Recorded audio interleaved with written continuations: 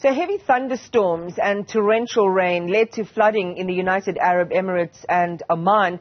The storms knocked out power and caused huge disruption to flights as runways were flooded. At least 20 people have reportedly died. Let's talk about what's being dubbed this rare weather phenomenon in the UAE, which is typically known for its dry desert climate. We're joined by climate change expert Dr. Peter Johnston. Dr. Johnston, good morning to you again. Thank you very much for your time. Scenes that people would not ordinarily associate with Dubai, huge amounts of water. We understand the equivalent of almost a year and a half's worth of rain dumped on the city of Dubai in a matter of hours, essentially, as well as luxury vehicles submerged, by water on some of the country's highways. We've seen planes that weren't able to land, flights having to be redirected. This is not a weather picture you would associate with Dubai. Well, it's funny you should say that, because if you look back in the records, you'll see that this type of weather is not altogether rare. They had floods in 2020, in 2021, in 2022, and 2023, all around December, January. And this is because, although the annual rainfall is only 100 millimeters, that rainfall falls in really 3 or 4 months from November to February. And very often, a single storm can produce a lot more rainfall than is expected. So while the long-term average is only 100 millimeters, every year for the last 5 years, we've seen one of these storms. Now, the reason why this one is so newsworthy, I suppose, is because there were a couple of South Africans stranded at the airport. People sent a lot of images. There's a lot more going on in social media. I don't recall seeing similar attention given to the storms in 2022 and 2023, which also flooded parts of Dubai. Now, this is something that is interesting, because it's not just a climatological phenomenon. But when a city or a state like this receives twice the annual rainfall in a weekend, this is certainly what we would call an extreme event, and something that we would hope to avoid.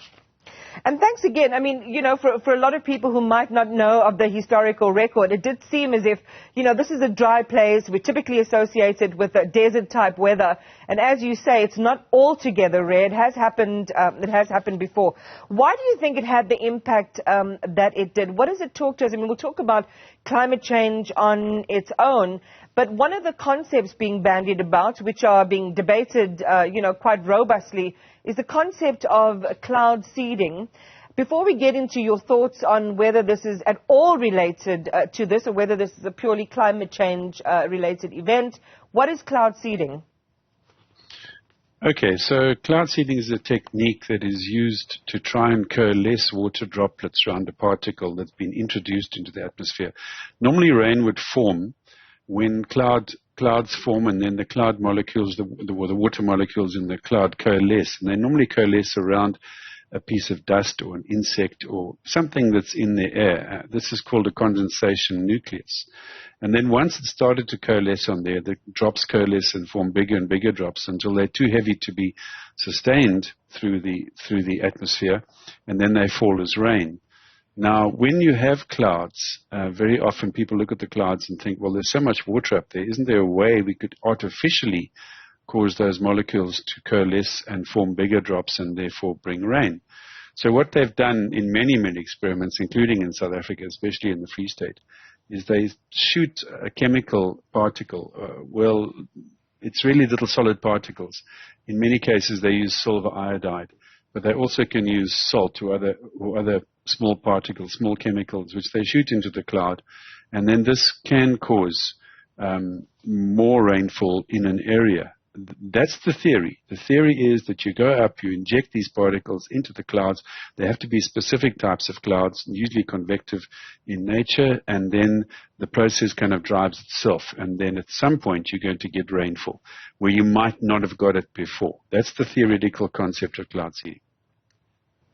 So that's so interesting. And, your thoughts on whether it's directly related to what we saw. There seems to be scientific, I don't want to say consensus, because not every scientist in the world has been asked, but for those that have been canvassed and what is available in the media seems to suggest that no, it's unrelated to this event. So let's just again look at the facts. The fact is that regions in that area, places in that area and places in that region do use cloud seeding. There's no question. They have a shortage of water. For the 100 millimeters a year, you can imagine with a population that's increasing, they need to provide water. They've got very little underground water, so desalination is an option, a very expensive option, but they need to try and get as much rainfall as they can. So they have been using cloud seeding. And in fact, they're quite developed with the cloud seeding, in which they use drones instead of airplanes. So there's no human activity and very little danger. So they would use drones, and these drones would go up and cause cloud seeding, and you have to get the clouds ahead of time. So you have to know where the clouds are, where they're headed towards, and you want it to rain in an area where you can collect that water. It's pointless if the rain just falls in the sea, for example, or in the middle of the city, because those cities are not designed with drainage in mind. They never have much rainfall, so they don't put in gutters, they don't put in stormwater drains. It happens in many places that are in desert regions. Now, it would seem that if you are going to be cloud seeding on a regular basis, that you've got the technique pretty much taped. And if they say now that there wasn't any cloud seeding preceding the storm, then one must take that at face value. But the problem with cloud seeding is twofold. The one is it's unpredictable. You do not know exactly where it's going to rain. It is going to rain most probably downwind from where you did the cloud seeding. So you'd preferably seed the cloud ahead of an area where you want the rain to fall. But secondly, there's no sort of legal framework under which you can do this cloud seeding. What happens if you seed a cloud and then it floods someone else's lands or rains where it's not intended to rain? So it is fraught with difficulties. So on the one hand, I firmly believe that if the meteorological authorities in Dubai have said we didn't cloud seed, then one must believe them. But on the other hand, if you are going to cloud seed, you've got to face certain risks, and these are one of the risks that we have, that you get rainfall in unexpected and unintended places. And to the point you raised, I mean, there was a statement, and that's probably the one you're referring to, that was sent out by NCM. This is the entity that oversees cloud seeding operations in the UAE, confirming that there were no such cloud seeding operations. And then there were other experts, apparently, who've also debunked the cloud seeding theory, and they've quoted a few from around the world, and then saying that it's not a realistic possibility. But the way that you've explained it certainly does bring that back into the equation in terms of the unpredictability of it, and the fact that there isn't really maybe a proper framework that governs that or regulates that. So that's one sort of anomaly. What about climate change, though? What are your thoughts on so on obviously the questions are coming up. Has climate change got to do anything with storms like this? And clearly it has. For years and years and years, over 30 years, scientists have been saying the likelihood of extreme rainfall is increasing.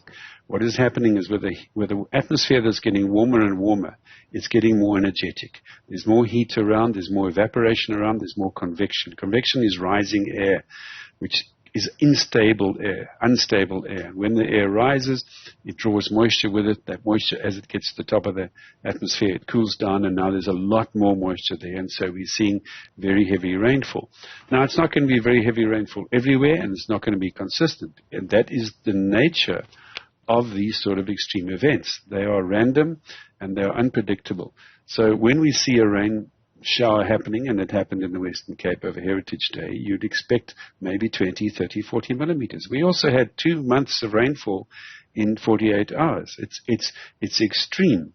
Now, we cannot say that one single event, that is the result of climate change, but if you keep banging your head over and over and over against something and eventually you get a headache, sooner or later you've got to draw a connection. And scientists have been saying for years that this is what climate change is going to look like. So we call it it's a compounding effect. We can attribute the likelihood of such a storm happening because of climate change. So such a storm may have been 1 in 15 years in the past, and now it's 1 in every 5 years. So one says, is that a natural variation or is that climate change? And of course, we can't prove it, but it's highly likely because of the models that are saying there's more moisture, there's more likely to be heavy rainfall, that this is a consequence of climate change. And really, there is one looks at 2 things. One is readiness and one is response. And readiness is very, very difficult because people say, well, must I be prepared for extreme events like this? And what happens if it never happens? All that money's been spent. So most people go to the response option. And they say, well, we'll just wait until the floods happen and then we'll respond. And then we have an event like this. If we follow the readiness option, we're saying, where is this rainfall most likely to fall? How often is it likely to fall in the future? And plan our infrastructure, our cities, our towns, our agriculture, our water facilities, taking that into account. Well, what should they have done between 2020 and now? You said right at the very beginning, it's not altogether rare. 2020, 21 and 23, there were adverse and inclement weather conditions in Dubai. So ostensibly they should have, and they should have made some contingencies to manage. Well, that all depends. That all depends on how much damage there is and whether they think it's worth it. To install the readiness, to get the sewers and get the stormwater drainage installed and response mechanism and plan for these kinds of floods can be relatively expensive. Whereas if they just say, oh, we'll just close the airport for a day, we'll clear the water out, we've got mechanisms of reacting, then maybe they won't spend the money on the readiness. But you'd think, looking at the data, looking at the history, if they are going to get a storm like this every year, that sooner or later all their new plans and new developments must take this into account. And the cost to the economy is going to be increasing. There's more and more activity going on in Dubai right now. I mean, it's burgeoning. So these sort of events are going to cost more and more in the future. So it would make economic sense to say, well, let's start planning for them and let's start making our towns and our cities and our country more resilient to these kinds of things if we recognize that we are vulnerable, and they certainly are. Climate change expert Dr. Peter Johnston, thank you very much for stopping by and just sharing your perspective on these weather developments in Dubai, in the UAE.